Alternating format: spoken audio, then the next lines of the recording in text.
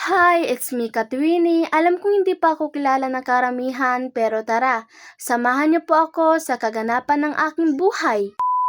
Naubusan po kami ng yelo kaya sa mga oras na yan ay tinulungan ko nga pala si tita maglagay dito ng yelo sa ref. At kung naghahanap nga pala kayo ng malalamig na pagkain ay meron nga pala kami ditong maliit na ice cream at kung taga dito nga lang pala kayo ay pumunta na kayo dito. Hindi ko pa po natikman yung chocolate dito na flavor pero yung gusto nga pala dito ay yung graham na flavor. Paano ba naman ay paborito ko po talaga itong mga Katwini o diba nilahat na niya talaga. Ito kasi yung lagi kong nire-request kay mama kapag magbabagong taon. Pagkatapos nga pala namin mag-asikaso ng yellow ay gumawa nga pala dito si tita ng paskel upang nga pong ilagay sa labas. At ayan na nga po, inahintay ko na nga lang pala dyan ma-print. Ito na nga po yung result ng paskel na ginawa ni tita at grabe napakaganda at napaka-colorful. Hindi talaga. At pagkatapos nga pala mag-print ni tita ay nilagay na nga pala niya dito sa labas ng bahay. Gumawa na siya dito ng slide sa Sunday school ni tito. Katatapos lang po namin siyang kumain at bumili nga pala ako kay tita ng ice cream. Yes po, opo, pamilya pero wala ditong libre-libre. Hindi lang po ito siya basta graham kundi may halo din itong mangga at masarap din ito mga Katwini dahil sakto lang yung kanyang lasa. Hindi ko to uubusin kasi ipapatikim ko pa naman ito kila papa. Kaya kung naghahanap nga pala kayo ng mga pagkain na malalamig na kagaya ng ice cream na to ay punta lang kayo dito kasi mura lang to, masarap na at sulit pa. Sa mga followers ko dyan na taga dito at hindi din pero nakakapanood ng vlog ko ay bumili na kayo. O diba paulit-ulit na tayo dito? Ay hindi. Sa mga oras na nga na yan mga Katwini ay bumili nga pala ako ng shampoo dahil maliligo na ako. Nagtatampo dyan yung pinsan ko kasi pinagalitan ko talaga siya mga Katwini. Binabad ko lang dito yung tilapia at maya-maya nga lang ay nagluto na ako dito ng ulam namin ngayong tanghalian. At alam niyo po ba, ito po talaga yung pinakagusto ko sa luto ng tilapia na adobo. Lalo na nga kapag maraming sili at fast forward ay kumain na nga pala kami sa mga oras na yan. Mag-iihaw sana kami kaso sabi ko sa kanila mag-aadobo na lang kaya tayo kasi masarap naman to lalo na nga kapag marami talagang sili. Kaya ako na nga lang pala yung nagluto ng aming ulam ngayong tanghalian. Pinapili ko po dyan sila kung ano yung gusto nila, palamig ba na may gelatin or gelatin talaga. Gusto nila ng palamig kaya yan na nga lang pala yung ginawa ko. Meron nga pala kaming avocado kaya sa mga oras na yan ay gagawa nga pala ako ng avocado ice cream. Pero bago nga pala ako magsimula dito ay nanood muna pala ako ng YouTube kung paano gumawa ng avocado ice cream. At ayan, kumuha lang ako dito ng lagayan at dito ko na nga lang pala nilagay yung mga avocado. Wala po ako ditong blender kaya ang ginamit ko nga lang pala dyan mga Katwini ay kutsara nga lang pala. Medyo may buo-buo pa nga dyan yung avocado pero hindi naman natin kailangan ma-perfect kasi nga kakainin lang din naman natin. Tinakpan ko na dyan at ilalagay ko na nga pala ito sa ref. Hindi ko muna pala nilagay yung gelatin kanina mga Katwini, paano ba naman ay mainit pa nga to. At ayan, dahil lumamig na to ay sinabay ko na nga lang pala dito sa avocado. Maya-maya nga lang po mga Katwini ay bumili nga pala yung kambal ko ng Alaska para dito sa palamig namin. Binuksan muna dyan at bago ilagay dito. Nagluto nga pala dito si Papa ng adobong kalabasa at ito nga pala yung ulam namin ngayong gabi. Sa lahat nga pala nakabasa or nakakita ng aking post kanina na hindi pala ako makakapag-upload ng vlog ko kasi nga grabe talaga yung lakas ng ulan. Pasensya na po kasi akala ko talaga hindi nahihinto yung ulan ngayong gabi kaya ayun sabi ko hindi na nga lang pala ako mag-upload ng vlog ko. At dahil huminto yung ulan ay nag-voice over na nga lang pala ako kasi sayang naman yung vlog ko ngayong araw. Pagkatapos magluto ni Papa ay kumain na nga lang pala kami sa mga oras na yan. At grabe po, sobrang lakas pa nga talaga dyan ng ulan mga Katwini. O siya, hanggang dito na nga lang pala magtatapos yung vlog ko.